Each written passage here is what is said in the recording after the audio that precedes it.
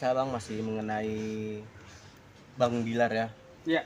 Sudah kan sempat juga ya beberapa pekan lalu katakanlah mungkin terkait kasus pelaporan yang terakhir itu kan dengan selebgram itu Bang ya. Perkembangannya seperti apa Bang sampai saat ini Bang? Tunggu, selebgram yang mana nih? Banyak selebgram soalnya. Oklin via Kenapa dengan Oakland sih ya? yang kabarnya Apa mendukung Menyatut. Kanada Set? Menyatu. iya Kalau penjelasan saya seperti ini ya, bahwa proses itu masih tetap akan berjalan eh, terkait dengan apa yang disampaikan dan sebagainya, ya kan? Dan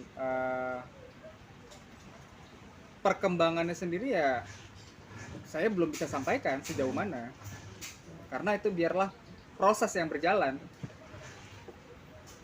Namun secara identitas pelaku kan sudah pernah kita sampaikan waktu itu, siapa orang yang menyebarkan itu, dan kita sudah membantah itu dengan jelas bahwa Rizky Bilar tidak pernah yang namanya memberikan dukungan dengan apa yang dibuat oleh ataupun yang dilakukan oleh Oklin. Jadi itu kan merupakan editan, capturean yang diedit seperti itu. Itu yang bisa saya jelaskan.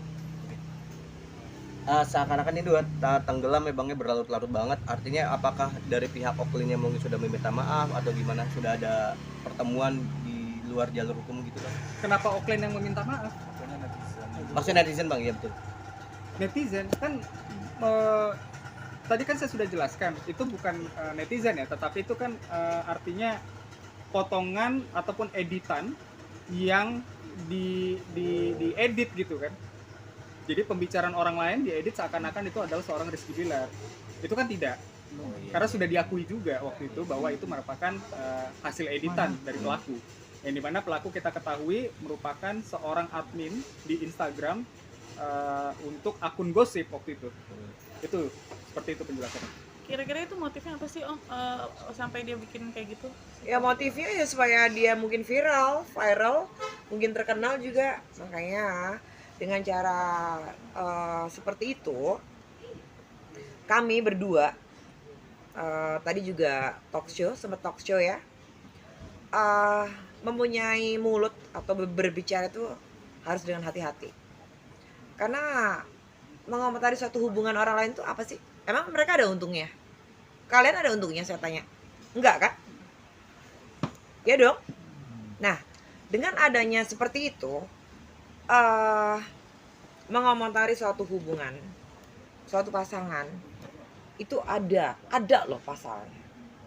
Nah, dengan seperti itu mungkin Bang Sadrak yang akan menjelaskan pasal-pasal apa yang akan didapatkan dan mungkin akan hukuman apa yang akan didapatkan, karena sudah memporak-porandakan yang tidak tahu sok tahu. Emang lo Tuhan? Hah? Enggak kan? Nah, mungkin dengan Bang Sadrak, mungkin kalau saya mungkin keras, tegas. Karena apa? Lo kalau mau viral, lo kalau mau famous, jangan seperti itu gitu loh. Mengedit-edit, terus membicarakan A, I, U, E, O sampai Z. Nah, dengan seperti itu, apa sih lo maunya? Mau viral kok, dengan karya dong. Saya setuju apa yang disampaikan oleh Mbak ini. Pada intinya begini, yang bisa saya jelaskan kepada masyarakat, kami tidak akan pernah capek untuk mengedukasi kepada masyarakat. Kalaupun memang ada suatu pemberitaan yang muncul di media, kita mesti telaah dulu. Jangan sampai kita memberikan sesuatu judgement yang memang kebenarannya juga kita belum tahu. Karena apa? Itu menyangkut harkat dan martabat seseorang. Benar. Karena itu pasti akan melekat terus seumur hidup. Karena jejak digital itu tidak akan pernah bisa dihapus. Jadi saya selaku praktisi hukum pasti akan tetap memberikan statement ataupun menyampaikan kepada masyarakat. Dan saya tidak pernah capek bahwa hal-hal yang tidak tahu kebenarannya jangan dibuat suatu konten yang seakan-akan konten tersebut menguntungkan dia juga, membenarkan adanya peristiwa itu, ya. Saya yang mau saya titik beratkan di sini ialah penyampaian hal-hal ataupun pembuatan konten-konten yang bersifat pencemaran nama baik, fitnah, dan yang lain-lainnya ya. Hmm. Tapi kalau kita bicara mengenai komentar-komentar netizen ya terus terang kita nggak bisa membendung itu kalau komentar ya. Tetapi kalau dengan sengaja dia membuat sebuah konten, kemudian dia mempublikasikan konten itu di sosial media dengan maksud agar semua orang tahu kejadian tersebut, yang sebenarnya dia juga belum tentu tahu benar nggak itu kejadian itu ya. Buat saya itu merupakan pembunuhan karakter ya. Maka memang harus diproses secara hukum. Dan kalau kita mengacu ke dalam ketentuan perundang-undangan yang berlaku saat ini, setiap warga negara itu kan dijaga haknya. Jadi ketika ada pun nanti netizen yang bilang, loh ini kan merupakan kebebasan berekspresi atau berpendapat, tunggu dulu. Kebebasan berekspresi dan berpendapat itu juga harus ada batasnya, dan negara menjamin itu. Dan saya balik, ketika orang yang menjadi korban atas konten-konten yang tidak benar itu, dia juga punya hak hukum. Hak hukumnya apa? Melaporkan pihak-pihak yang memang dengan sengaja menyebarluaskan hal-hal yang sifatnya tidak benar. Jadi memang dua-duanya punya hak nih, tapi yang korban ini kan dilindungi juga nih hak hukumnya. Seperti itu sih penjelasannya. Ini kan yang sebelumnya juga sudah ditangkap Bang ya di Polda ya. Artinya ini masih ada lagi juga seperti ini. Akankah efek jerahnya itu nanti seperti apa sih Bang, mungkin untuk diberikan kepada pelaku? Efek jerahnya, tentu kan efek jerah itu kan harus berproses. Saya rasa pihak-pihak yang memang sudah masuk di dalam list, ya pasti tentunya ada efek jerah dong. Tapi kan untuk memproses list-list yang nama-nama konten ataupun media pelaku-pelaku ini kan, ya kita tinggal menunggu waktu. Jadi memang sengaja untuk kita berikan kesempatan anytime ataupun kapanpun yang bersangkutan mau kita proses ya bisa saat itu juga kita proses. Jadi kita artinya bahasanya ya kita memberi kesempatan kalau memang dia mau mau menikmati dulu, bisa tidur dengan nyenyak, bisa mau memakan dulu ya kan, ya silakan. Sekarang, tapi ingat tidur nyenyak dulu. yes, tapi artinya santai-santai dulu. betul. Saya ini host di sini ya. Jadinya. Ini Tapi lanjutan ya. tapi lanjutan di sana ya tadi ya. Iya. Terus berjalan ya prosesnya ya. Saya pastikan itu berjalan. Itu sih. Garis bawain tuh mas dan mbak media. Jadi kalau ditanya untuk memberikan efek jerah, nanti ketika itu orang-orang ataupun para pelaku itu sudah diproses dan sudah artinya ditetapkan sebagai tersangka dan dilakukan penahanan, ya pasti itu akan efek jerah. Kita tidak perlulah sekarang ini berkoar-koar harus ini ke media begini, enggak. Tunggu tanggal main. Kak Vista, tanggapan lu dong tentang netizen yang banyak beberapa netizen itu merugikan Ya, public figure ya Bang ya. Mungkin punya pengalaman contohan itu juga, gimana gitu. menurutmu Kak? Perlu gua ngomong yang pedes ini. Iya silakan Kak. Tanggapan saya itu seperti yang saya katakan tadi. Janganlah kalian ini mengomentari suatu hubungan orang atau whatever itu apapun. Memang kalian tahu apa? Kalau memang kalian itu mau viral, kalian tuh mau terkenal dengan karya. Jangan mengomentari suatu hubungan seperti contoh example Bila dan Lesti. Kan itu menjadi korban kalian itu seperti itu.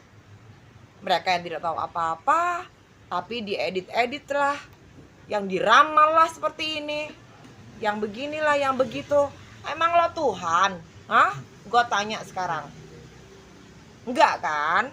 Nah, lebih baik dan alangkah baiknya kalian ini netizen haters ini pada diem aja, punya mulut gitu loh. Karena apa? Kalian berbicara itu akan ada pasal-pasalnya, sudah beliau jelaskan tadi. Ya.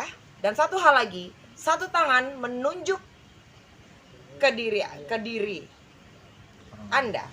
Tiga tangan ini nunjuk ke diri lo sendiri gitu loh. Jadi lo ngaca kalau mau ngomongin orang, kalau mau berbicara tentang seseorang atau netizen atau haters, apa sih untungnya? Nggak ada untungnya kan? Lo dikasih duit emang. Nah itu tadi balik lagi, kalau pengen famous, viral, terkenal, jangan nggak usah ngotot-ngotot Mbak, Mas. Itu aja loh. Karya aja, nggak usah ngomentarin orang. Itu nggak baik itu namanya, dan itu pasti akan ada pasal-pasalnya. Dan tunggu tanggal mainnya seperti apa kata beliau. Di sini saya mendampingi bukan karena saya pansos atau tidak. Oh tidak, enggak.